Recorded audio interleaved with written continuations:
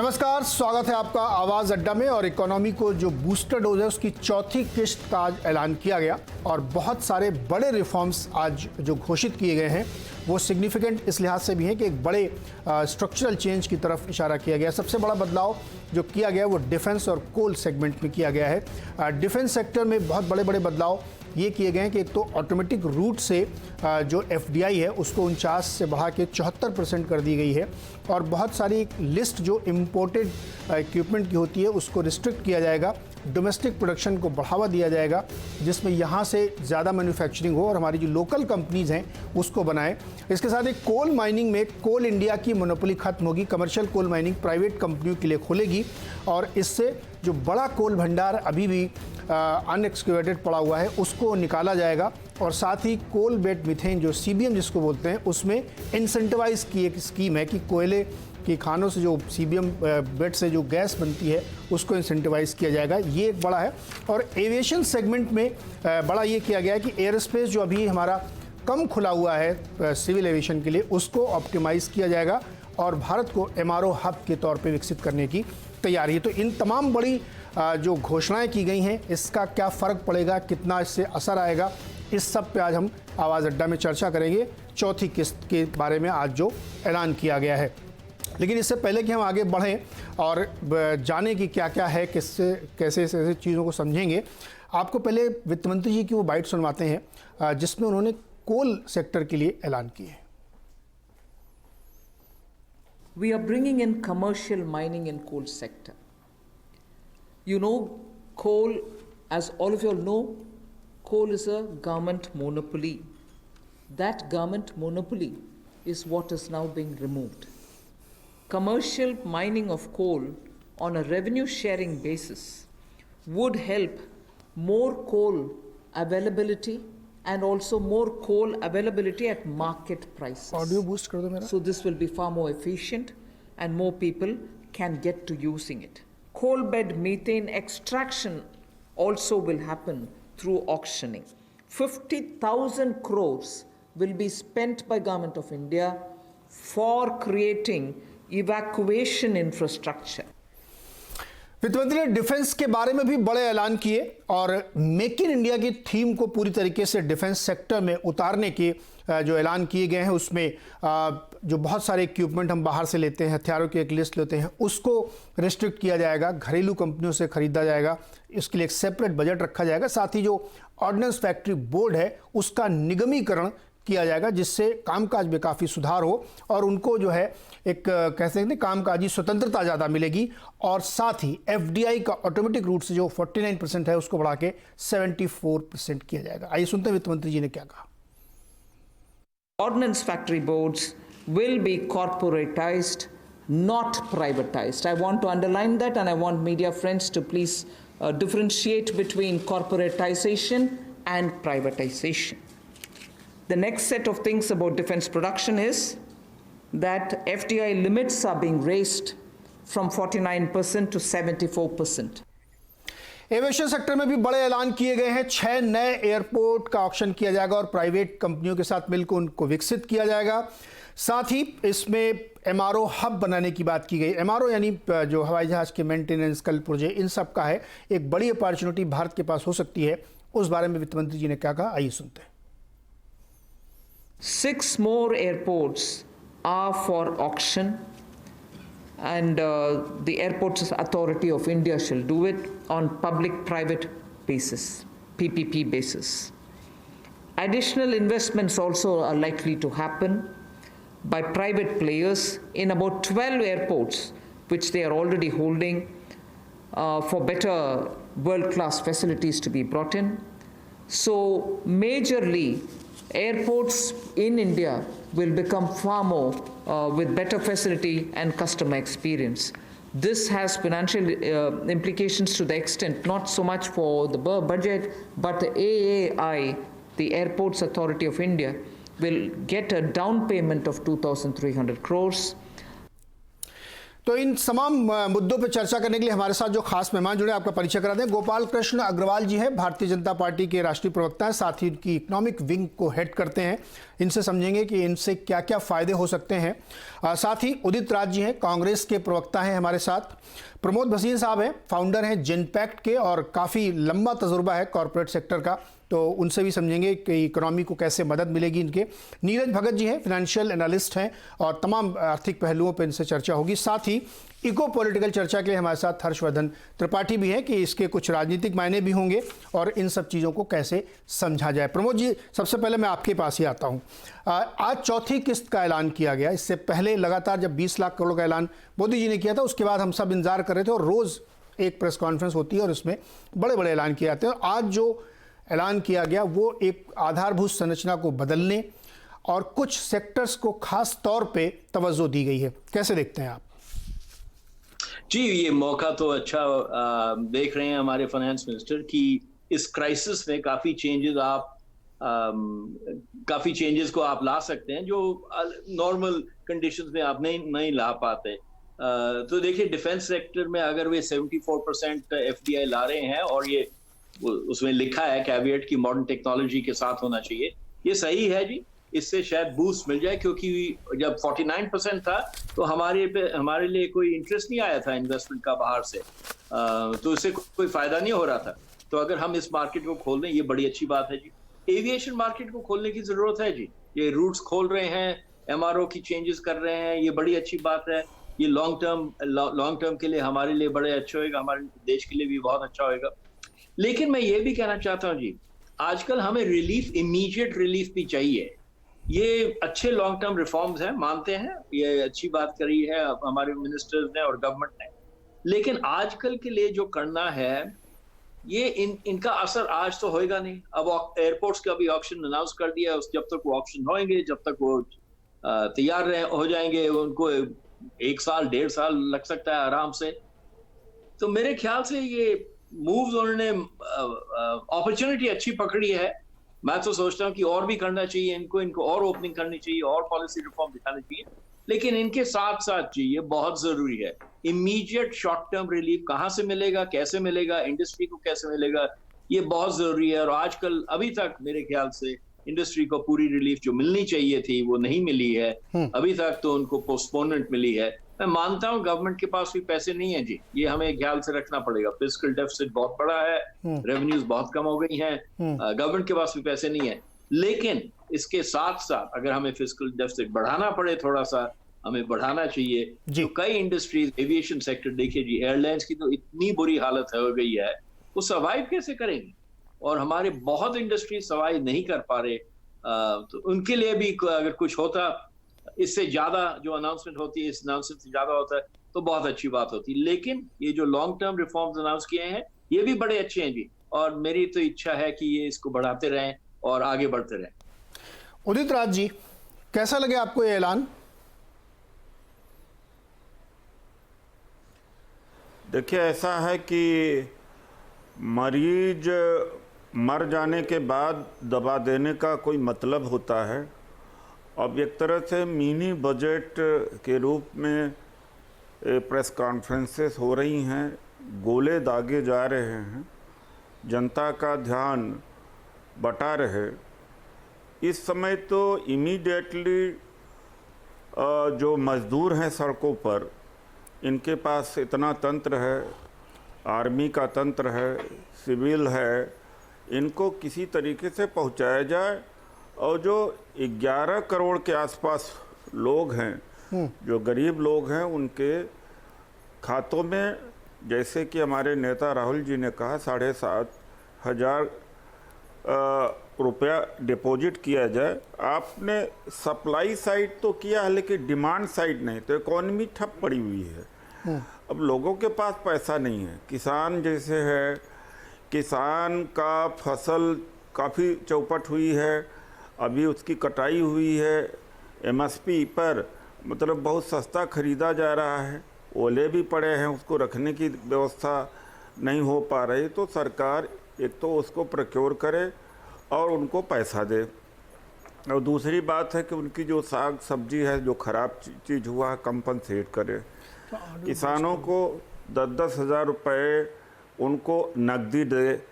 तो जब तक किसान है, मजदूर है और एमएसएमई सेक्टर का है, और एमएसएमई सेक्टर भी लगभग 6.5 लाख करोड़ के हैं उनके, तो आपने तो डिमांड साइड कुछ कर ही नहीं रहे। आप तो एक बजट पेश कर रहे हैं। मेक इन इंडिया का नारा, स्टार्टअप इंडिया का नारा, स्टैंड अप इंडिया का नारा इससे ज़्यादा धमाकेदार हुआ था कि हम डिफेंस में बहुत सुपर होने जा रहे हैं, सब यहीं बनाएंगे। ये आज का नहीं है। मैं तो सरकार के साथ रहा हूँ 2014-15 में, कितना ढोल पीटा जाता था डिफेंस के मामले में ही सबसे ज़्यादा ढोल पीटा गया था। अब वो कर क्यों नहीं पाए? इतने साल हो गए, अब कर रहे हैं। कोल आवंटन वाले मामले में इन्होंने आरोप लगाया था कि कोल घोटाला, उसके बाद में अभी तक कुछ हो नहीं पाया। अब फिर से वही प्रक्रिया चालू होने वाली है। जवाब लेते हैं इसका। कहने का मतलब है कि आज जो राहुल जी ने, आज जवाब ले लेते हैं इसका। जो राहुल जी ने कहा, गोपाल जी, दो लोगों को आपने सुना। एक जो बात निकल के आ रही कि एक बजट स्पीच जैसी लग रही थी, मौका और दस्तूर के हिसाब से थोड़ा फिट नहीं बैठती है। देखिए, फिटनेस की बात जहाँ पे करते हैं तो आप एक आइसोलेटेड कोई का एक सेंटेंस निकाल लो और कहो इसमें तो सब कुछ कहा नहीं गया। आज वाला रिफॉर्म का पैकेज था, कल का था एग्रीकल्चर का था, उससे पहले था जो पिछड़ा वर्ग और जो स्ट्रीट वेंडर्स जैसे छोटे छोटे व्यापारी वर्ग हैं, छोटे छोटे लोग हैं, डेली वेजर्स हैं, उनके लिए था। उसके पहले एमएसएमई का था, उसके पहले आरबीआई ने लार्ज कॉर्पोरेट सेक्टर के लिए दिया था, उसके पहले और एक सरकार ने, केंद्र सरकार ने प्रधानमंत्री गरीब कल्याण योजना के तहत 1,70,000 करोड़ का गरीबों के हाथ में पैसा देने का पूरा ऐलान किया था, जिसमें से 52,000 करोड़ की फिगर पहले दिन वित्त मंत्री जी ने कहा 41 करोड़ अकाउंट पे चली गई। तो अब 2 महीने के अनाउंसमेंट्स को एक एक सेंटेंस को एक दिन की पकड़ के बोलो। जिस दिन हमने गरीबों के हाथ में पैसे देने की बात की तो उस दिन कहा कि आपने तो इकोनॉमी का कोई पैकेज नहीं किया रिवाइवल के लिए। आज जब रिफॉर्म कर रहे हैं तो कह रहे हैं पैसा नहीं डाला। आज भी 50,000 करोड़ के एक फंड का ऐसे हर चीज में, ये सारे जो रिफॉर्म्स हैं इसमें क्या गवर्नमेंट का, सरकार का पैसा नहीं लगेगा क्या? जो एविएशन वगैरह की बातें की है, जो इसरो के ऊपर, जो न्यूक्लियर पावर के थ्रू एक रिएक्टर सेटअप करने की बात की है, डेटा की बात की है, एविएशन की बात है, जहाँ कोल माइनिंग के लिए रिसर्च की बात की, एक्सप्लोरेशन बात की है, सब में पैसा लगता है। लेकिन रिफॉर्म, आज का फोकस रिफॉर्म था।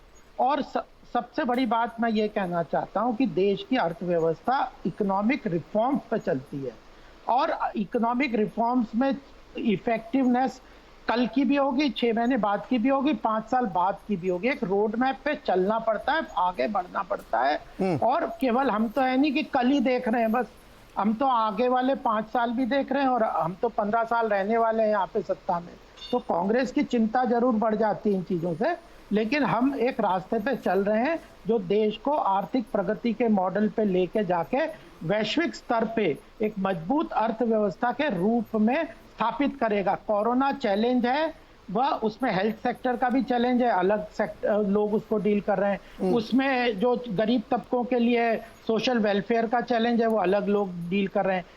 जो फाइनेंस मिनिस्टर है वो इकोनॉमिक रिफॉर्म्स और आर्थिक व्यवस्था को तेज गति प्रदान करने के लिए काम कर रही थी। और मैंने आपको इतनी सारी बातें की, 2 महीने में कितने अनाउंसमेंट हुए, सबको मिला के प्रधानमंत्री ने कहा 20 लाख करोड़ का इकोनॉमिक पैकेज जो अनाउंस किया उसमें समावेशी है, उसमें मॉनेटरी पॉलिसी है, उसमें फिस्कल स्टिमुलस है, उसमें रिफॉर्म का पैकेज है, सब तरह की चीजें हैं।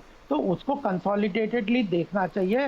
देश की अर्थव्यवस्था बहुत तेजी से गति से चलने के लिए कोल सेक्टर, अगर कोल नहीं है तो पावर कैसे होगा? पावर जनरेशन का कल 90,000 करोड़ का नहीं अनाउंसमेंट किया था कि 90,000 करोड़ सर, वो तो डिस्काउंट के लिए किया है। हाँ, तो फिर तो ये वो पैकेज में है ना। तो आपको 52,000 करोड़ जो 41 करोड़ बैंक अकाउंट में चले गए, क्या उनसे पैसा नहीं जो अभी कहा कि 7,000 राहुल गांधी का एक बात नीरज जी ने कहा 7,000 हर के अकाउंट में चले जाए। जो 5 6 1,70,000 करोड़ का जो प्रधानमंत्री गरीब कल्याण योजना के तहत जो लोग भी एलिजिबल हैं वो 4 5 योजनाओं के, इंडिविजुअली उनके अकाउंट में 11,000 से लेकर 13,000 रुपए पर अकाउंट में ट्रांसफर होता है। ये फिगर है। और राजीव गांधी जी का पुराना स्टेटमेंट देख लें तो 52,000 में से केवल 7,500 करोड़ लोगों के अकाउंट में जा रहा था, अब 52,000 करोड़ चला गया। तो अलग तरीके से अब कोई 85% कोई कांग्रेस के कार्यकर्ताओं की जेब में नहीं जा रहा, इसलिए जो पैकेज जा रहा है वो आम जनता के हित में जा रहा है जी। उसी तरह देखना चाहिए, अर्थव्यवस्था को उसी तरह बात करना चाहिए। 7,000 करोड़ की बात कर रहे हैं, आप बताइए ना कि कांग्रेस के पास क्या रोड मैप है इसके अलावा। उन्होंने अपने प्रदेशों में जो मजदूरों की बात चिल्ला के बोल रहे हैं, अपने सारे महाराष्ट्र में 5 ट्रेनें कुल ली है गरीब माइग्रेशन लेबर के, झारखंड 24 ट्रेनें ली हैं, राजस्थान 52 ट्रेनें ली हैं और उत्तर प्रदेश ने 568 ट्रेनें ले ली हैं। तो केंद्र सरकार रोज 1000 ट्रेन लेके तैयार है कि आप बताओ हम माइग्रेशन लेबर को ट्रांसफर कर क्यों नहीं रहे काम कि। और जो माइग्रेशन लेबर के लिए जो कैंप लगाने हैं, ठीक है गोपाल जी, थोड़ा इसको आगे बढ़ाते, ये आगे की चर्चा में आएगा, माइग्रेंट लेबर को कैसे पहुंचाना, ये थोड़ा आगे वाली बातचीत है। अभी तो पहले इस आज के अनाउंसमेंट को थोड़ा डिटेल में समझ लेते हैं। मेरे साथ नीरज भगत जी भी हैं, फाइनेंशियल एनालिस्ट हैं। नीरज भगत जी, आज जो ऐलान किए गए, तो इसमें जैसे कि अभी उदित राज जी कह रहे थे कि ये बहुत लॉन्ग टर्म वाले प्रोसेसेस हैं, और जो प्रमोद जी भी कह रहे थे कि इससे इमीडिएट कोई फर्क नहीं आने वाला। इससे आप कैसे देखते हैं इन सारे ऐलानों को जो आज किए गए? देखिए, इसमें आज की जो 2 और 3 अनाउंसमेंट्स बहुत महत्वपूर्ण हैं। एक तो पहली है कि हमारे पास 3376 इंडस्ट्रियल एरियाज हैं जिसकी की जियो टैगिंग होगी। अभी अनयूज्ड लैंड एरिया कहाँ पड़ा हुआ है, ऑलमोस्ट 5 हेक्टेयर लैंड है बिल्कुल भी, उसकी जियो टैगिंग होगी। और वो जो फॉरेन इन्वेस्टर्स होंगे उसके लिए रेडीली पता होगा कि इसकी कहाँ उसकी जगह पड़ी है और कहाँ वो इन्वेस्ट करना चाहता है। तो वो एक तो बहुत मेजर अनाउंसमेंट है जिससे हमें उम्मीद है कि फॉरेन इन्वेस्टमेंट आएगी। दूसरा, एक कोल ब्लॉक्स जो है उसकी ऑक्शन होगी, जो कि कोल की जो अभी एज ऑफ नाउ जो है कोल इंडिया की मोनोपोली है, तो कोल की जो प्राइवेट कंपनीज है वो भी इसमें पार्टिसिपेट करेंगी और रेवेन्यू शेयर होगा। अभी एज ऑफ नाउ क्या होता है कि फिक्स प्राइस पे कोल बिकता है, तो रेवेन्यू शेयर होगा, उससे भी गवर्नमेंट को काफी अनाउंसमेंट उसमें फायदा होगा। तीसरा जो मेजर अनाउंसमेंट है वो मिनरल सेक्टर का है। उसमें मिनरल सेक्टर में भी क्या होगा कि प्राइवेट पार्टिसिपेशन होगी, उसका भी काफी फायदा होगा। अब रही बात इमीडिएट बेनिफिट की, तो जो कल जो अनाउंसमेंट्स हुई हैं उसमें एमएसएमई सेक्टर को 3 लाख करोड़ का जो लोन मिलेगा, उसकी जो गाइडलाइंस भी ऑलमोस्ट रेडी है और जो मीडिया में आ रही हैं बिल्कुल भी, तो उससे इमीडिएट बेनिफिट होगा। प्लस जैसे ही इकोनॉमी खुलेगी और जो इकोनॉमिक एक्टिविटी स्टार्ट होगी तो लोग जॉब वापस आएंगे, इकोनॉमिक एक्टिविटी होगी, गवर्नमेंट के पास रेवेन्यू आएगा, तो उसका फायदा जल्दी ही होगा बिल्कुल। अगर आप देखिए, अगर आप किसी के अकाउंट में पैसे डाल भी देंगे उसको कब तक चलेगा, बिल्कुल अल्टीमेटली हमें इकोनॉमिक एक्टिविटी तो स्टार्ट करनी पड़ेगी। और ये जो आज अनाउंसमेंट्स हुई हैं ये इन्वेस्टमेंट को बढ़ाने के लिए हैं और अल्टीमेटली लॉन्ग टर्म में इंडिया को इसको फायदा होगा। जी हर्षवर्धन, बताइए आपकी क्या राय है इस पे। और जो अभी पावर की बात हो रही कि बहुत सारे रिफॉर्म किए गए, कोल की अवेलेबिलिटी बढ़ाई जाएगी प्राइवेट माइनिंग के जरिए। सर अभी तो 30% प्रोडक्शन गिर गया आपका मौजूदा पावर सेक्टर का। पहले तो पावर का कंजम्पशन बढ़ा लें हम, उसके बाद प्रोडक्शन बढ़ाएंगे।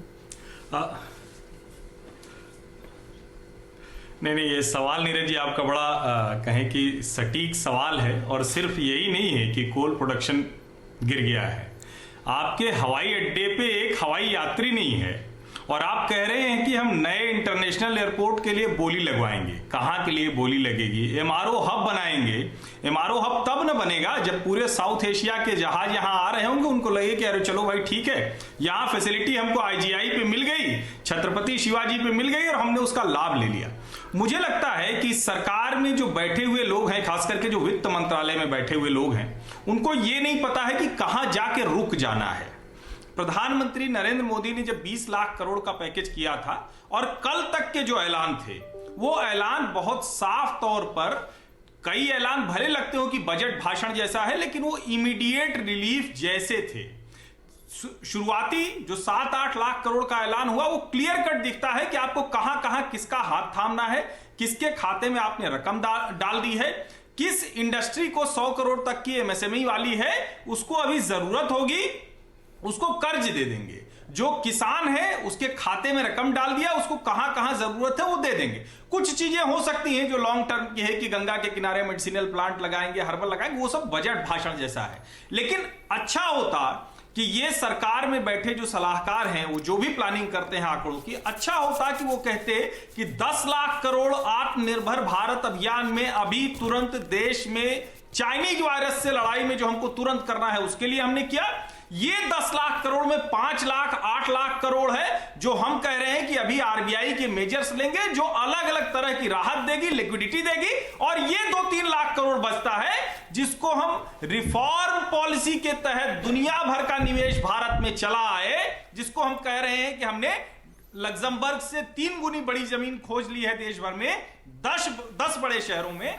लेकिन पता नहीं, मेरी समझ में नहीं आता, और आज की प्रेस कॉन्फ्रेंस सुन के मैं थोड़ा सा हतप्रभ भी हूं कि इतनी बेहतर तरीके की एक कहें कि जिसको हैंड होल्डिंग कहते हैं कि कमजोर की गरीब की पकड़ लेना, जो जरूरतमंद उद्योगपति है उसके साथ खड़े हो जाना, आज आपको इन सुधारों को बताने की क्या जरूरत थी? आज आप कह रहे हैं रक्षा क्षेत्र में 49 से 74 कर दिया, 49 पे भी कोई नहीं आया था, अब 74 पे आगे देख लेंगे। बड़ी अच्छी बात है कि मेक इन इंडिया डिफेंस में करेंगे, और बहुत कुछ हो भी रहा है। 17,500 करोड़ का प्रोडक्शन हम करने में कामयाब रहे। ऐसी ढेर सारी चीजें हैं जो हमने इंपोर्ट बिल घटा लिया। लेकिन मैं बार बार मुझे लगता है कि कई बार ऐसा होता है, खास करके जब हम फाइनेंसेस की बात करते हैं, स्टैटिस्टिक्स की बात करते हैं, तो उसमें आंकड़ों में सरकार फंसती है। और आज निर्मला सीतारमण जी की प्रेस कॉन्फ्रेंस देखने के बाद मुझे लगा कि जो पिछले ऐलान लगातार बहुत बेहतर हो रहे थे, उसमें ये उसी के साथ जुड़कर निश्चित तौर पर आत्मनिर्भर भारत अभियान का ये पैकेज का हिस्सा होगा, लेकिन ये आपका विदेशी निवेश लाने के लिए एक सरकारी पॉलिसी है। ये ऐसा नहीं है कि कोई पैकेज है जी। 12 हवाई अड्डे की नीलामी से 13,000 करोड़ आएगा तो ये पैकेज का हिस्सा कैसे हो गया? मुझे लगता है कि ये अंतर सरकार को रखना चाहिए था। जी अच्छा, मैं डिबेट ओपन करता हूं, जो जवाब देना चाहे दे दे। मैं तो ये कह रहा हूं कि सर इस समय पानी पीने की तुरंत ज़रूरत है, मुझे प्यास लगी और आप मुझे कुआं बनाने की योजना बता रहे हैं। गोपाल अग्रवाल जी, नहीं देखिए, आप इसके डिफरेंस को समझिए। कोई ये नहीं कह रहा कि कोल ब्लॉक के ऊपर जो एविएशन सेक्टर के ऊपर जो अनाउंसमेंट है वो पैकेज है, उसमें कोई फाइनेंशियल आउटले की बात हो रही है। ये अगर आप स्टिमुलस पैकेज को कहीं भी ग्लोबली आप किसी का भी देख लीजिए, जापान का देख लीजिए, यूएस का देख लीजिए, यूके का देख लीजिए, तो आपके ध्यान में ये आ जाएगा कि स्टिमुलस पैकेज में कॉम्प्रिहेंसिवनेस के साथ चलना है। एक आइसोलेशन नहीं है कि फिर किसके गरीबों के अकाउंट में कितना पैसा आपने ट्रांसफर कर दिया, वो अपने आप में वही स्टिमुलस है, वो भी स्टिमुलस का पार्ट है। मैंने आपको स्पष्ट रूप से बता दिया कि 1,70,000 करोड़ गरीब कल्याण योजना के तहत केंद्र सरकार ने डायरेक्ट ट्रांसफर में पैसे की बात की है। आरबीआई ने 8 लाख करोड़ के फंड्स की क्रेडिट अवेलेबिलिटी की अलग अलग सेक्टर्स के लिए, और सपोर्ट के नाबार्ड के थ्रू और टीएलटीआरओ के थ्रू 2 इंस्टॉलमेंट के थ्रू और अलग अलग सेक्टर्स के थ्रू 8 लाख करोड़ का क्रेडिट अवेलेबिलिटी और स्टिमुलस पैकेज की बात की है। आईबीसी एनपीए के रिफॉर्म्स किए हैं। अब जो एमएसएमई में अभी जो आज चौथी प्रेस कॉन्फ्रेंस तो सब में 3 लाख ये 4,94,000 करोड़ का एसएमई के लिए पैकेज दिया था या नहीं दिया था? तो कल एग्रीकल्चर सेक्टर में 3,16,000 का पैकेज था। तो आप प्रेस कॉन्फ्रेंस में कॉम्प्रिहेंसिवनेस के साथ इकोनॉमी का 360 डिग्री का एंगल। गोपाल जी देखिए, आपने अभी बहुत सारे विदेशी देशों का नाम लिया कि वहां की कॉम्प्रिहेंसिव पैकेज का। मैं आपको यूएस के पैकेज की 2 खास बातें बता दूं। एक तो वहां के यूएस फेडरल रिजर्व ने कहा कि अनलिमिटेड मनी हम प्रोवाइड कराएंगे कंपनीज को, अनलिमिटेड। दूसरा, लोगों के हाथ में $2,000 पर वीक के हिसाब से कैश दिया गया। ऑस्ट्रेलिया ने भी कैश दिया है। मतलब यह है मेरा कहने का कि वो लोग डिमांड पुश करने के तरीके ढूंढ रहे हैं। हमने सब कुछ साधने के चक्कर में गड़बड़ कर रहे हैं। हम पॉलिसी फ्रेमवर्क में चेंजेस कर रहे हैं, इमीडिएट रिलीफ नहीं दे रहे हैं। आप अनिल सुन लीजिए पहले, पूरा जवाब सुन लीजिए सर, पूरा सवाल मुझे बोलने दीजिएगा। हाँ बोलो, आपके पास आ रहा हूं। जो इस समय हमें जरूरत है, जैसे आज के सारे ऐलान लीजिए आप, कोयला जो है एकदम ऑब्सोलीट टेक्नोलॉजी वाला पावर सेगमेंट है। आपको ही पता होगा दुनिया भर में थर्मल पावर डिस्करेज किया जा रहा है, हम उसकी पॉलिसी बना के उसको ओपन कर रहे हैं। हर्षवर्धन ने सभी कहा कि हवाई जहाज चलाने की जो स्थिति नहीं है, हम एमआरओ हब की बात कर रहे हैं। तो इसको कैसे कोई आदमी डाइजेस्ट करेगा? डिफेंस में क्या हमने अब तक किया है पिछले 3 सालों में? पॉइंट सिर्फ ये है सर यहाँ पे कि इस समय हम जिस लड़ाई से लड़ रहे हैं उसमें हमें तुरंत एम्यूनिशन चाहिए, अब भी फायर करना है मुझे, हमको अभी गोली चाहिए, अभी हमें गोली बनाने की फैक्ट्री नहीं चाहिए। तो अग्रवाल जी, नहीं, आपकी बात से मैं कई विषय में वाकिफ रखता हूं, और जो हम कहाँ कह रहे हैं कि आज से गरीबों के अकाउंट में पैसा, आज के अनाउंसमेंट से गरीबों के अकाउंट में पैसा हम ट्रांसफर कर रहे हैं, ये अर्थव्यवस्था को पटरी पे और तेजी से लाने के पूरा जो हमारा लक्ष्य है ग्लोबल। आप देखिए रिस्क डाइवर्जन स्ट्रेटेजी की बात जब प्रधानमंत्री के अनाउंसमेंट में देखिए, जब उन्होंने 20 लाख करोड़ का पैकेज का अनाउंसमेंट किया, उसमें उन्होंने फिगर के साथ एक दो बातें कही। 5 जो पिलर्स ऑफ डेवलपमेंट है भारत के, आत्मनिर्भर भारत के, उसमें इंफ्रास्ट्रक्चर भी है, उसमें इकोनॉमी भी है, उसमें वो भी उसमें और भी फैक्टर्स हैं जो कि उन्होंने स्पष्ट रूप से कहा। फिर फैक्टर्स ऑफ प्रोडक्शन के बारे में भी कहा उन्होंने। तो यह जब कॉम्प्रिहेंसिवली आप बात करते, यही तो प्रॉब्लम थी, यही देश के साथ प्रॉब्लम है कि जब उन्होंने टेक्नोलॉजी की बात की, डेमोग्राफी की, उन्होंने एक फैक्टर बताया डिमांड पुश करने का भी 5 पिलर्स में डिमांड भी है सर। तो आपको डिमांड जो सीधा फंड ट्रांसफर की बात है उससे होगा, और अल्टीमेटली जो 20 लाख करोड़ का जो फंड जो लिक्विडिटी सिस्टम में आएगी और इंफ्रास्ट्रक्चर बनेगा, तो क्या डिमांड नहीं क्रिएट करेगा? क्या सीमेंट का डिमांड, स्टील गोपाल जी, ये सब जो है ना, मैंने कहा था मौका दस्तूर होता हर चीज का। तो आज अगर आपको ये सब चीजें करनी थी तो इसके लिए ये वाला वक्त थोड़ी था, ये तो आप कभी भी कर सकते थे, आप एक प्रेस रिलीज जारी कर देते कि हमने ऐसा चेंजेस कर दिया। प्रमोद भसीन जी, स्टिमुलस है क्या? स्टिमुलस है क्या? जी हमें देखिए जी 3-4 चीजें मैं कहना आ रहा हूं गोपाल जी, मैं 3-4 चीजें कहना चाहता हूं कि देखिए ये 20 लाख करोड़ का जो नंबर हम सब जगह दिखा रहे हैं, इसको भी हमें स्प्लिट अप करना चाहिए जी। इसमें आधे से ज्यादा चीजें हैं वो जो डिफरमेंट हैं, जो लोन्स डिफर हुए हैं, जिनके साथ इंश्योरेंस है, उसका कॉस्ट जो होएगा, इंश्योरेंस का कॉस्ट 20 लाख करोड़ के आसपास बिल्कुल नहीं है, बहुत कम होएगा। मैं मानता हूं ये अच्छी बात है कि लोन डिफरमेंट हो जाए, इंटरेस्ट डिफरमेंट हो जाए, उससे फायदा एसएमईज एमएसएमईज को जरूर होएगा, लेकिन हमें ये पूरा नंबर ऐड अप करके 20 लाख करोड़ बोलने की जरूरत नहीं है। ये मार्केटिंग ज्यादा है, इसमें नंबर्स शायद मेरे ख्याल से जो डायरेक्ट बेनिफिट देंगे वो इतने नहीं है, और हमें डेटा देख के चलना चाहिए। 2-3 चीजें और मैं कहना चाहता हूँ जी, ये काफी रिफॉर्म्स हम कर रहे हैं, इनका असर 2-3 साल के बाद आएगा। एफडीआई को बढ़ाने से जी 3 साल तक, 2 साल तक, जब तक लोग आएंगे, इन्वेस्ट करेंगे, इन्वेस्टिगेट करेंगे, प्रपोजल बनाएंगे, लैंड खरीदेंगे, इसको काफी टाइम लगेगा जी। हमें पता है लैंड एक्विजिशन में हमें 2-3 साल लग जाते हैं, तो इसका फायदा आज नहीं। एयरपोर्ट्स का मैं सही मानता हूँ बिल्कुल जी, एविएशन सेक्टर पीछे अपनी पीठ पे लेटा हुआ है, उनकी बुरी हालत है। एयरपोर्ट्स बिड कौन करेगा? मैं तो बात ये सोचना चाहता हूं कि आजकल इस मुद्दे पे बिड कौन करने के लिए तैयार है एयरपोर्ट्स के लिए? उनको पता ही नहीं कि रेवेन्यूज कब शुरू होंगी, कैसे होंगी।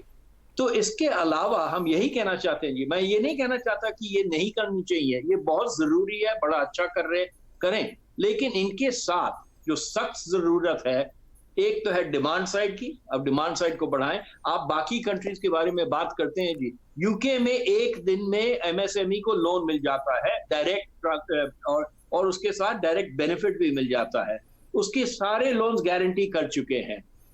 हम आरबीआई के बारे में भी जो बातें कर रहे थे आजकल जी, 50,000 करोड़ के बारे में, दुख की बात है कि वो 50,000 करोड़ नहीं पहुंचेंगे। हम भी एनबीएफसी चलाते हैं, हमें पता है वो 50,000 करोड़ पहुंचते बड़ा टाइम लग जाएगा, और उसमें से बैंक्स ने सिर्फ 12,000 करोड़ लिए हैं आगे फॉरवर्ड करने के लिए, क्योंकि देखिए सर प्रमोद जी आपने वो बात कह दी है, मैं खत्म कर लूं जी जल्दी से जी। जो 50,000 करोड़ है, ये बैंक्स को देने से वो आगे तो लैंड करेंगे नहीं, क्योंकि वो रिस्क नहीं लेना चाहते। तो इसके साथ क्रेडिट गारंटी या इंश्योरेंस स्कीम या कुछ और होती, ये बाद में अनाउंस करी गई है, अगर कुछ और होती तो ज्यादा फायदा होता जी। इसके अलावा एक और करना पड़ेगा जी, डिमांड को हमें प्रमोट करना पड़ेगा। डिमांड के लिए देखिए जी, लोन डिफरमेंट से डिमांड प्रमोट नहीं होती, डायरेक्ट बेनिफिट ट्रांसफर से हो सकती है।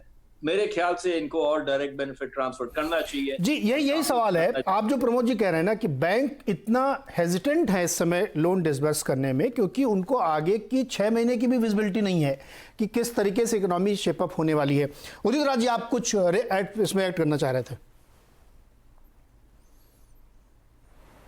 नहीं, आप एक बात बताओ कि कांग्रेस के लोगों को बुलाते क्यों हैं हम लोगों को? आप मौका बार बार उन्हीं लोगों को दे रहे हैं। अरे मैंने आपसे बात की कि नहीं की उदित राज जी? आपने शुरू में अपना एक लंबा व्याख्यान रखा, तो बाकी सबसे भी बात करेंगे ना। नहीं, लंबा बयान नहीं दिया था, बहुत छोटा बयान दिया था। बहुत लंबा नहीं तो बहुत छोटा था, आपने कट साट कर दिया था। नहीं, कट साट नहीं किया था सर, मैं सुना दूंगा। चलिए अभी बताइए आप। मैं ये कहना जैसे बोलिए।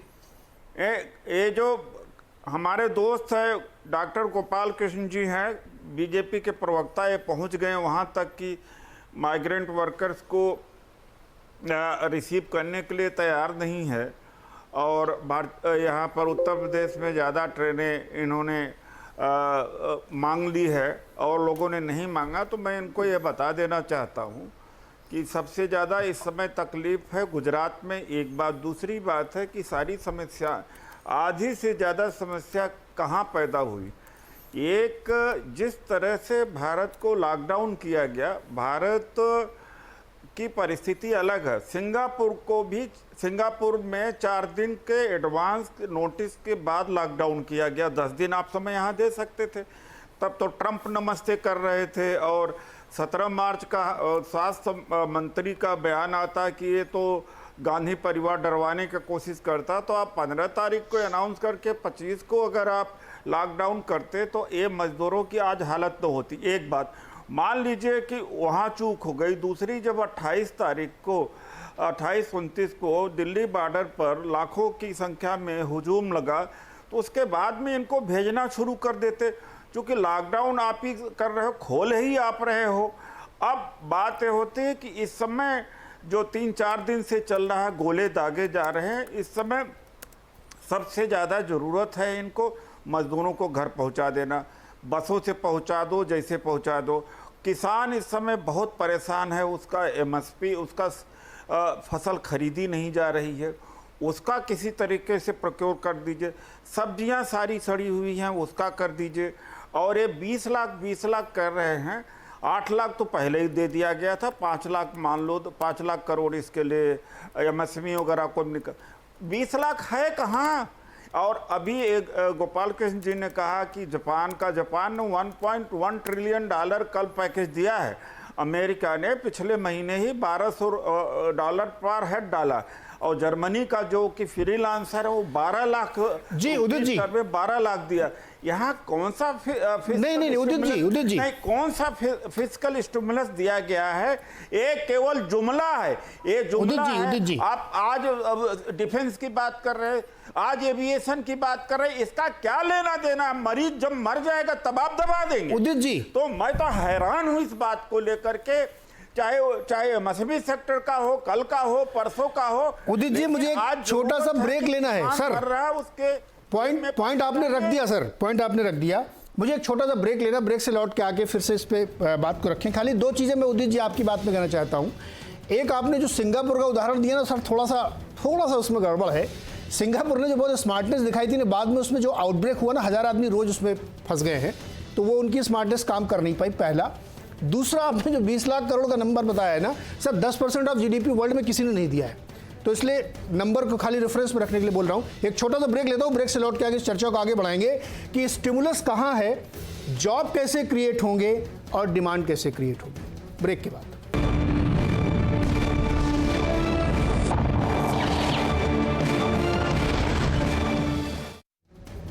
स्वागत है एक बार फिर से। हम बात कर रहे हैं इकोनॉमिक की जो बूस्टर डोज 4th आज जो ऐलान किए गए, कई सारे सेक्टर्स को बड़े बड़े रिफॉर्म्स के तहत लाया गया, उसी पे बातचीत हो रही। लेकिन ब्रेक से पहले चर्चा ये हो रही थी कि इन सब रिफॉर्म्स का इमीडिएट असर क्या है, क्या हमें तुरंत इससे कोई फ़ायदा होने वाला है? अगर नहीं तो फिर ये जो प्रोसीजरल चेंजेस किए जा रहे हैं इससे क्या लाभ होगा?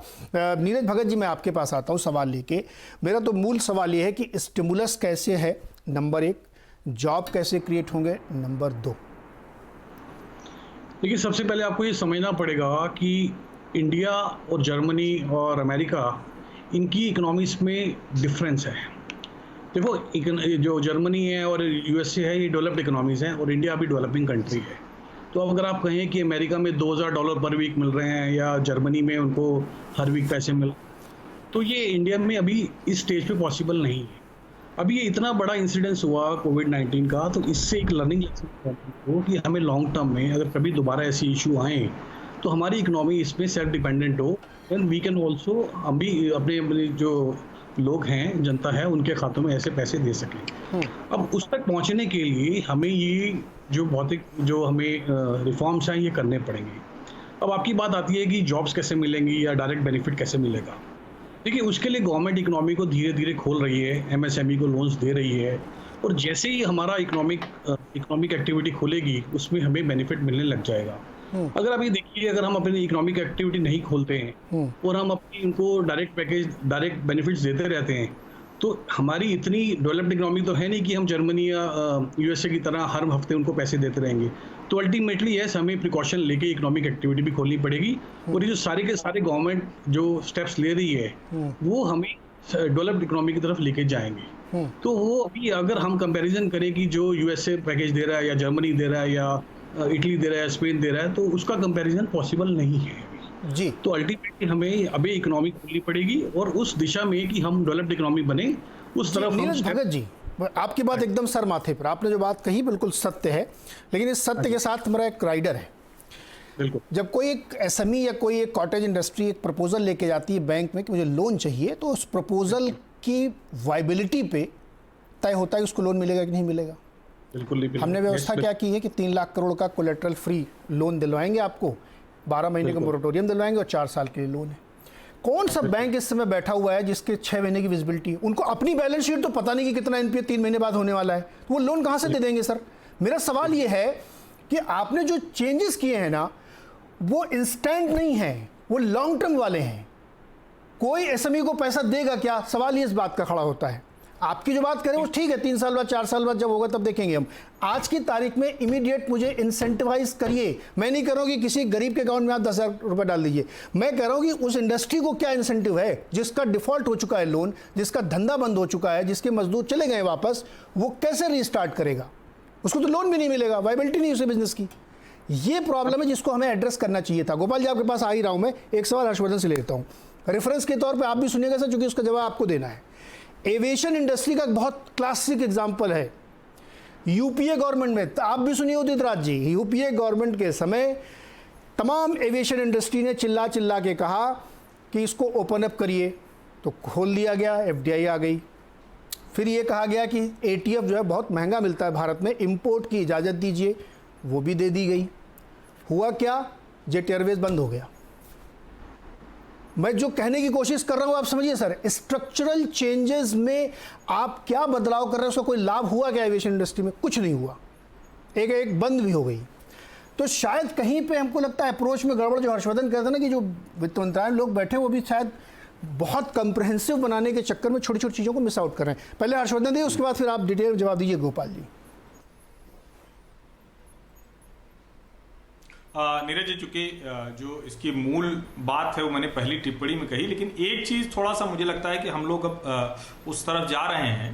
देखिए, बैंकिंग सेक्टर को भी अपना काम करना है, और अगर सरकार 3 लाख करोड़ या 3,70,000 करोड़ स्पेसिफिक अगर कहें उसको बैक कर रही है, गारंटी दे रही है, तो निश्चित तौर पर बैंक को कर्ज बांटेंगे। हाँ, ये जरूर है कि सरकार को और राज्य सरकारों को भी अपने अपने जो इंडस्ट्रियल एरियाज हैं, जो इंडस्ट्री ऑर्गेनाइजेशंस हैं, उनके साथ मिलकर ये इंश्योर करना होगा, और वहां तक कोई दिक्कत नहीं है। देखिए, ये जो कहा जा रहा है ना, और मैं एक चीज कहूं, जब गोपाल जी भी कह रहे थे और उदित राज जी भी कहे कि एक तो राहुल गांधी जी न्याय एक सुन लिया उन्होंने, उसको बोलते हैं 7,500 उसको समझना चाहिए।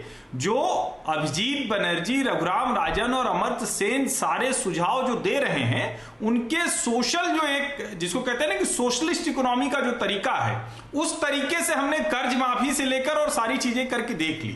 अभी की जो स्थिति है उसमें जिन बेहद जरूरतमंद लोगों के हाथ में रकम है वो देना चाहिए, और वो दिया गया है। मुझे लगता है उन्हीं लोगों को और जरूरत है तो कुछ दिया जा सकता है। अगर 2000 किसान को नहीं लग रहा है तो कुछ और दिया जा सकता है, लेकिन असली चीज क्या है, वो चेंजेज करना जिसको मैं मानता हूं कि वो इमीडिएट चेंजेज हैं। एविएशन का चेंज, जो माइंस का मिनरल का चेंज, जो पावर सेक्टर का चेंज, या जो दूसरे अभी चेंज है, उससे बहुत फर्क अभी नहीं पड़ेगा, वो टाइम लगेगा। प्रीपेड स्मार्ट मीटर पहले भी सारे राज्य लगा रहे हैं, ज्यादातर डिस्ट्रीब्यूशन धीरे धीरे प्राइवेट कंपनियों के हाथ में वैसे भी जा रहा है। लेकिन अगर आप एपीएमसी से बाहर ला रहे हैं, एसेंशियल कमोडिटीज एक्ट से बाहर ला रहे हैं, ई नैम के जरिए ज्यादा फसल बिकवा रहे हैं, तो जिस किसान को आपने 2000 दिया है वो इस समय अपनी उपज बेच के कुछ ज्यादा कमा लेगा। ये आप समझिए, दोनों का फर्क है। और अगर एमएसएमई का 370 में से एक ठीक ठाक सा रेशियो आप उसको जमीन पर उतारने में कामयाब रहे, तो जिस रोजगार की बात आप कर रहे हैं, जिस रोजगार का सवाल सबसे बड़ा है, अगर वो नहीं रुकेगा, नहीं लौटेगा तो सारी मुश्किल हो जाएगी, तो वो आप रोक पाएंगे। और जो खास करके ये वाले राज्य हैं, उत्तर प्रदेश, मध्य प्रदेश, राजस्थान, बिहार, इसमें मुझे उत्तर प्रदेश बहुत बेहतर करता हुआ दिख रहा है। इसलिए मैं कह रहा हूं कि जैसे अभी हम लोग पिछले 20 दिन से सलाह दे रहे थे कि एक डीएम क्यों नहीं तय करता कि अपने जिले की सीमा पर, मैं लगातार ये बात कर रहा था, सीएनबीसी आवाज की बहस में भी ये कहा। और अभी कल उत्तर प्रदेश सरकार ने, योगी आदित्यनाथ ने कहा हर जिलाधिकारी अपने जिले की सीमा पर बस लगाए और उनको दूसरे जिले की सीमा तक छोड़े। ये छोटे छोटे काम थे जो करने की जरूरत थी, लेकिन दिक्कत है कि हमारे यहां जो बहस होती है राजनीतिक, वो बहुत खराब किस्म की होती है। हम नैरेटिव अपना गढ़ने के चक्कर में जो देश का नैरेटिव है उसको ध्वस्त करते हैं, और यही आज भी हो रहा है। मैं फिर से कह रहा हूं कि जो अभी तक के ऐलान थे वो बहुत जरूरी ऐलान थे देश की अर्थव्यवस्था के लिए, कमजोर लोगों के लिए, और खास करके एग्रीकल्चर सेक्टर और इंडस्ट्री दोनों का बैलेंस बनेगा उसके लिए। लेकिन आज का जो ऐलान है ये स्टिमुलस का हिस्सा नहीं होना चाहिए था, ये बहुत साफ है। गोपाल जी, देखिए, मैं 2-3 बातें कहना चाहता हूं और ज्यादा लंबी नहीं बात करूंगा। पहली बात कि ये जो चिदम्बरम साहब स्पिन मास्टर हैं और इकोनॉमी को कुछ जानते हैं, तो उन्होंने स्पिन दे दिया कि स्टिमुलस मतलब फिस्कल स्टिमुलस। कांग्रेस और उनके सारे नेता इस बात पे फोकस करने लग गए कि लोगों के हाथ में क्या पैसा आएगा। अगर इकोनॉमिक पार्ट में आप देखेंगे, लैंग्वेज में देखेंगे, स्टिमुलस के तीनों फैक्टर्स उसमें इंक्लूडेड हैं। मॉनेटरी पॉलिसीज, जो लिक्विडिटी आप जनरेट करते हैं वो भी स्टिमुलस कहलाया जाता है। फिस्कल स्टिमुलस में डायरेक्ट बेनिफिट जो लोगों के अकाउंटों में और पैसा अलग अलग स्कीमों के द्वारा सरकार देते हैं, वो भी स्टिमुलस का पैकेज है। और इकोनॉमिक रिफॉर्म भी उसके पैकेज है, स्टिमुलस के पार्ट होते हैं। तो ये तीनों ही स्टिमुलस के पैकेज हैं, पार्ट्स हैं। इस चीज को हम भूल के केवल पैसा लोगों के हाथ में कितना जा रहा है, उसकी आवश्यकता और उसकी जरूरत को मैं नहीं निकाल रहा, लेकिन वह ये टोटल पैकेज में ये तीनों फैक्टर्स हैं जिनको हमें लेना चाहिए, और तीनों के ऊपर सरकार ने काम किया, पहली बात। दूसरी बात यह जो समझ में जो आती है कि इकोनॉमिक रिफॉर्म्स वगैरह जो सरकार कर रही है, उसकी आवश्यकता इसलिए है कि जो इकोनॉमिक ग्रोथ जो आगे बढ़नी है वह तभी होगी जब हम इकोनॉमी का सारी चीज़ों को साथ में लेके चलेंगे। इस चीज़ को क्यों भूल जाते हैं? और ये जो स्टिमुलस पैकेज है, जिस तरह की बात है जो, और हमने सीधे फंड के ट्रांसफर कर दिए है, ये सारी चीज़ें तो सरकार ने की है। 20 लाख करोड़ की जब बातें करते हैं तो उसमें ये तो है नहीं कि पुरानी उसमें सीधे फिगर्स की बात नहीं है। और क्रेडिट की बात यहाँ पे उठाई है, तो जो सरकार को पहले ध्यान आया, जो आरबीआई ने शुरू में 2 अनाउंसमेंट किए कि क्रेडिट अवेलेबल लिक्विडिटीज जनरेट करने से बैंक लोन नहीं दे रहे एसएमई को और एनबीएफसी को। क्यों? क्योंकि रिस्क एवर्जन है। वो रिस्क कौन लेगा? कमर्शियल डिसीजन में बैंक लेने को तैयार नहीं है। तो परसों जो निर्मला जी ने अनाउंस किया, उसमें 100% गारंटी किया। It is not only collateral free loan to SMEs and NBFC, उसमें प्रिंसिपल और इंटरेस्ट 100% केंद्र सरकार ने गारंटी किया है। 3,20,000 करोड़ में क्रेडिट, प्रिंसिपल और जो इंटरेस्ट की गारंटी की हुई है। और एनबीएफसी में जो 30,000 करोड़ का, उसमें क्रेडिट, ये जो क्रेडिट रिस्क की गारंटी केंद्र सरकार की 100% है। तो बैंकों को इससे बढ़िया और क्या फायदा है? वो सस्ते दर पे उन्हें आरबीआई से पैसा मिल रहा है, रेपो, रिवर्स रेपो कम कर दिया है, वह उसको लोन दे दें जिसकी 100% गारंटी गवर्नमेंट ले रही है। तो इससे बढ़िया बिजनेस की क्या तरह? तो फिर जो इनको ये शक हो रहा है तो कि नहीं देंगे, मुझे तो लगता है वो कल ही बांट के बुला के देंगे। तो सरकार ने समस्याओं को जहां भी आई और यह कोरोना की फाइट में स्टेप बाय स्टेप चल रहे हैं। जहां जो आवश्यकता लगी, सबसे पहली बात 62,000 करोड़ का फार्मा सेक्टर को पैकेज अनाउंस किया था केंद्र सरकार ने कि फार्मा सबसे ज्यादा हमें जरूरत है मेडिकल इक्विपमेंट का। आज 100 से ऊपर यूनिट्स को केंद्र सरकार परमिशन दे चुकी है। हम जीरो मैन्युफैक्चर करते थे पीपीई प्रोडक्ट जब कोरोना का ये त्रासदी शुरू हुई। आज हम लोग करोड़ लाखों करोड़ों में पीपीई फेस कवर्स बना रहे हैं, वेंटिलेटर्स बना रहे हैं, पूरे पीपीई किट्स बना रहे हैं। तो हमने इतना इंफ्रास्ट्रक्चर डेवलप किया, क्लियर किया, तो यह इसीलिए हुआ कि अलग अलग टाइम में हेल्थ जब जरूरत थी हेल्थ को किया, लोगों को पैसा पहुंचाने की बात थी तो गरीब कल्याण योजना के तहत बनाया, जब कॉर्पोरेट सेक्टर को क्रेडिट देने की बात थी तो आरबीआई सामने आया मॉनेटरी पॉलिसी के थ्रू, जब लगा कि एनबीएफसी को पैसा वो नहीं दे रहे बैंक तो केंद्र सरकार ने उसकी गारंटी की बात की और अलग फिर जी गोपाल जी हो गया आपका लंबा है काफी। उदित राज जी आप संतुष्ट हैं? आप काफी सारे पॉइंट्स क्लियर किए हैं गोपाल जी ने अभी। आधा समय तो इन्होंने ही लिया है पूरा। बोलिए सर। मैं कहना चाह रहा हूं जो गोपाल जी ने अभी कहा है 20 लाख करोड़, इसमें ज़्यादातर जो कंपोनेंट है लोन के रूप में, ऋण के रूप में है। इसमें कैश लोगों के हाथ में कम है। तो इसलिए कृपया गोपाल जी जापान या जर्मनी या अमेरिका की तुलना न करें, क्योंकि लोगों के हाथ में कुछ नहीं मिला। एक बात मैं दूसरी बात कहना चाहता हूं कि ये जो एमएसएमई की हालत मुद्रा जैसे होगी, मुद्रा में भी कहा गया था कि कोलेटरल सिक्योरिटी की ज़रूरत नहीं है, लेकिन ज़रूरतमंद लोगों को नहीं मिला। तो एमएसएमई की हालत है। प्रॉब्लम क्या है इस सरकार के साथ में? सबसे बड़ी प्रॉब्लम यह है जी कि एक पावर सेंट्रलाइजेशन है। पीएमओ के पास में पावर है। आप पत्रकार हैं, पहले एक पत्रकारों की धमक होती थी, मिनिस्टर तक भी और अधिकारी तक भी डरते थे कि भाई इनका काम कर दो, नहीं कंप्लेंट हो जाएगी, शिकायत हो जाएगी। आज मिनिस्टर्स भी एडमिनिस्ट्रेटिवली या ब्यूरोक्रेसी एडमिनिस्ट्रेटिवली कंट्रोल नहीं है किसी का, एक तरह से सब स्टैंड स्टिल है। आज ये बड़ा रिफॉर्म लेके आए, 2014-15 में मामूली रिफॉर्म लेकर के आए थे। ये रोज विज्ञान भवन में होती थी। इससे बड़े बड़े stand up India, startup India और आपका मेक इन इंडिया और शेयर लेकर के घूम रहे थे। उस शेयर जी उतना बड़ा तूफान खड़ा किया था, उसका क्या रिजल्ट निकला? मैं बिफोर कोविड, मैं फरवरी की बात कर रहा हूं। मैं देखे हर सेक्टर का, energy sector, auto sector, IT sector, manufacturing sector और टेक्सटाइल सेक्टर डूबा हुआ पड़ा था। ये तो इनको एक तरह से कोरोना का एक कवर मिल गया है कि कोरोना, सारे सेक्टर तो डूबे हुए थे। तो जब पहले 6 साल में कुछ नहीं कर पाए तो आगे केवल जनता का ध्यान को भी केंद्रित करने के लिए जी उदित राज जी, मोदी जी से इनसे मेरा एक सवाल है आपसे, किसी तरीके से ये गरीबों को उनके घर। हाँ बताइए। मेरा सवाल ये है कि मुझे आप बताइएगा भी, मतलब मेरी जानकारी बढ़ाइएगा, क्या कोई संवैधानिक दिक्कत है क्या कि जो कांग्रेस शासित राज्य हैं वो 20-20 हज़ार रुपए हर आदमी के अकाउंट में क्यों नहीं डाल देते? इसमें कोई रोक है क्या? State government can do that. सबके पास आधार कार्ड डोमिसाइल है, आप दे दीजिए पैसा 20-20 हज़ार करोड़। उनके क्यों नहीं देते? रेवेन्यू ड्राई हो गए जब से जीएसटी। अरे तो केंद्र के पास कौन सा खजाना कुबेर का रखा हुआ है कि रोज निकालेंगे और पैसा देते रहेंगे? देखिए ऐसा है, उनके पास पैसा दे ही नहीं रहे।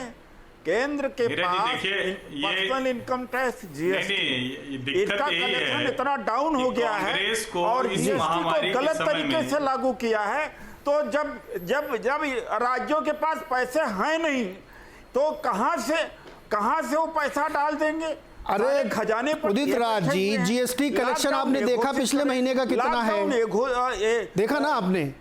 तो वहां भी कोई खजाना थोड़ी खुला हुआ है कि वो रोक के बैठे हुए हैं, दे नहीं रहे हैं। वहां भी वही दिक्कत है जो आप राज्यों की गिना रहे हैं। घोषित नहीं किया, जीएसटी के कलेक्शन को घोषित नहीं किया तो पैसे के खजाने पर बैठे। पीएम केयर फंड में कितना आया, घोषणा क्यों नहीं करते? भेजे राज्यों को, राज्य बांटने को तैयार है। क्यों नहीं करते हैं? तो सारा फाइनेंस का कंट्रोल तो इनके ऊपर है। फेडरलिज्म की तो ऐसी तैसी हो गई इस देश के अंदर, ये तो प्रेसिडेंशियल सिस्टम हो गया पूरा इस देश के नहीं अंदर। नहीं, मुझे लगता है कि थोड़ा आप ओवरबोर्ड जा रहे हैं। मैंने जो सवाल पूछा उसका स्ट्रेट आंसर नहीं दे रहे हैं। पैसे की ऐसी कोई भरमार केंद्र के पास नहीं है। आप उनके रेवेन्यू चेक करिए, पिछले महीने के जीएसटी कलेक्शन चेक करिए, और अभी आने वाले समय में जो डायरेक्ट कलेक्शन के आएंगे ना वो भी देखिएगा आप। मैं तो ये कह रहा हूं ना, इस देखिए क्या होता है कि इसके लिए एकदम से कोई बात कह देना बहुत अच्छी फ्लैशी हेडलाइन के तौर पर दिखने लगे, वो एक अलग तरीका होता है। प्रमोद भसीन जी के पास सर समय उदित जी समय खत्म हो रहा शो का, दूसरे दो वक्ता भी बाकी उनसे बात नहीं की। प्रमोद भसीन जी और हर्षवर्धन जी आपके पास आता हूं। प्रमोद जी, इतनी चर्चा के बाद भारत की अर्थव्यवस्था कन्विंसिंग पॉइंट कोई आपको दिखे अभी तक? तो उदित जी ठीक है, प्रमोद जी के पास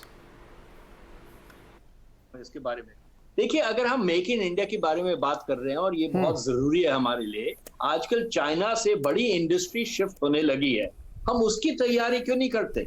जरा स्पेशल इकोनॉमिक जोन्स खोलें जहां ईज ऑफ बिजनेस सच्ची प्रैक्टिकली काम आए हमारे लिए। जिस तरह फैक्ट्रीज लग जाएं, एम्प्लॉयमेंट बढ़े, हम जरा टारगेट करें इन इंडस्ट्रीज को जो चाइना को छोड़ के और बाकी देशों में जा रही हैं। लास्ट टाइम ये फैब्रिक्स और गारमेंट्स में हुआ था, हमारे पास कुछ नहीं आया था, वो सारा बांग्लादेश चला गया, वो इंडोनेशिया, म्यांमार सब जगह चला गया। हमें इसके बारे में क्यों नहीं सोच रहे कि हम जरा इकोनॉमिक जोन्स और पैकेजेस शुरू करें? दूसरी बात ये है जी, डिसइन्वेस्टमेंट शुरू करनी चाहिए। अभी देखिए मार्केट्स की बुरी हालत है, मैं मानता, लेकिन हमें एसेट्स चाहिए, पैसे चाहिए। गवर्नमेंट के पास इतने पैसे नहीं है आजकल, और लेकिन हमारे पास एसेट्स बहुत हैं, डिसइन्वेस्टमेंट हम काफी कर सकते हैं। तो हमें इसके बारे में भी सोचना चाहिए कि डिसइन्वेस्टमेंट क्या होता है। और लास्टली मैं स्टेट गवर्नमेंट्स की बात कहना चाहता हूँ जी।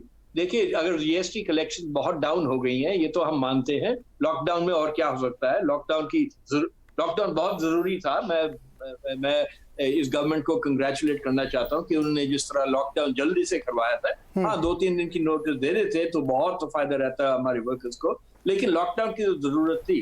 अब जीएसटी की कमी होने से स्टेट्स में भी बड़ा भारी बर्डन पड़ गया उनके ऊपर, क्योंकि उनको वर्कर्स की भी देखनी है, उनको लॉकडाउन के बारे में भी देखना है, उनकी गवर्नमेंट सर्विसेज को भी देखना है, हेल्थ केयर को भी देखना है। तो हम हेल्थ केयर की तरफ और इन्वेस्टमेंट करें अगर सेंटर की तरफ साइड से, और सारी स्टेट्स को हेल्प करें, मेरे ख्याल से उससे भी इनको बहुत फायदा हो सकता है।